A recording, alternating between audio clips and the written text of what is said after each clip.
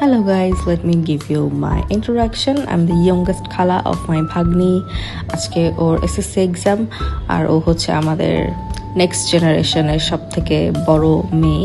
আমি আমার বড় বোনের একমাত্র মেয়ে। তাকে নিয়ে আমরা সবাই মিলে যাচ্ছি ওর পরীক্ষার হলে। I know it kinda seems like funny, but still we are so emotional about her. So আমরা সবাই মিলে চলে গিয়েছি ওকে ওর এক্সাম হল পর্যন্ত দিয়ে আসতে। এখন আমরা একটু হালকা খাওয়া দাওয়া করে আবার বাসায় চলে যাচ্ছি, যেহেতু আমাদের বাসার খুবই কাছেই, তো আমরা বাসা থেকে আবার ওকে নিতে আসব।